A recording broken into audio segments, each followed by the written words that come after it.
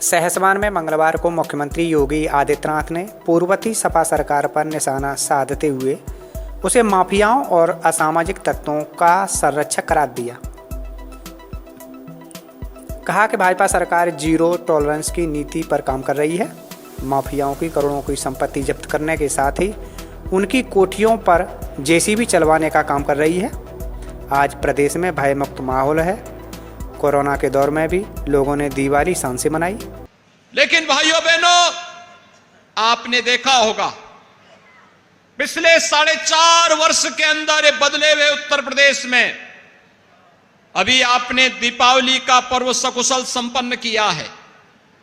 दीपावली के पहले धनतेरस दुनिया कोरोना से त्रस्त है और धनतेरस हो या दीपावली,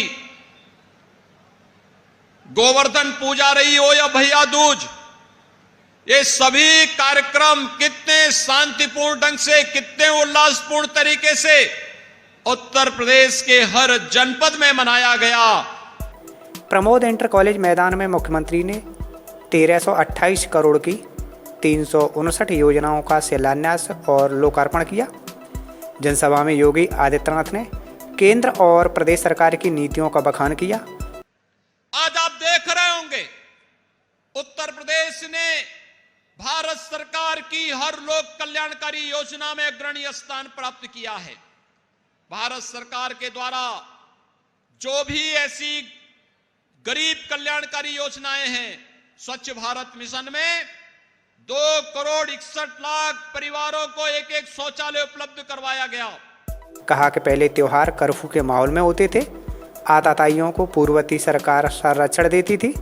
जब दुनिया कोरोना संकट से जूझ रही थी, वहीं उत्तर प्रदेश के लोगों ने सुकून से दशहरा और दिवाली मनाई। पहले दंगाई त्योहारों पर उत्पात करते थे। गरीबों का जीना दूभर था। आज माफिया जेल में है। उनकी संपत्ति या तो जब्त कर ली गई है या फिर संपत्ति पर जेसीबी चलवा दी गई है। पिछली सरकारें केवल और केवल भ्रष्टाचार में लिप्त थी। प्रदेश की जनता के सामने पहचान का संकट खड़ा कर रही थी। न उनके पास गांव का एजेंडा था, न किसानों के लिए कोई एजेंडा था, न युवाओं के लिए था, न महिलाओं के लिए था। उनका स्वयं का एजेंडा था। मैं और मेरा परिवार तक वे सीमित थे और यही कारण है उनके हर कार्यों में ये अहंकार, मैं और मेरा का अहंकार झलकता था। लेकिन पिछले 4.5 वर्ष के अंदर प्रदेश के अंदर एक नए उत्तर प्रदेश के रूप में उत्तर प्रदेश की तस्वीर को आप सबने बदलते हुए देखा है। और भाइयों बहनों, आज मैं सहसवान विधानसभा क्षेत्र में बदायूं जनपद से जुड़ी हुई इन योजनाओं को लेकर के इसलिए आया हूं। कभी ये बदायूं जनपद वेदा मऊ के रूप में जाना जाता था, वेदों के अध्ययन के केंद्र के रूप में जाना जाता था।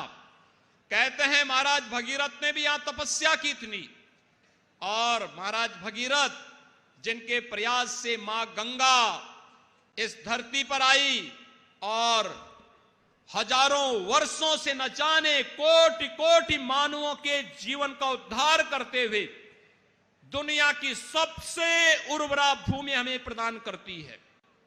दुनिया के अंदर गंगा और यमुना के इस क्षेत्र से जुड़ी हुई जितनी उपजाऊ भूमि है, दुनिया के अंदर अन्यत्र कहीं भी इस प्रकार की उपजाऊ भूमि नहीं मिलती है।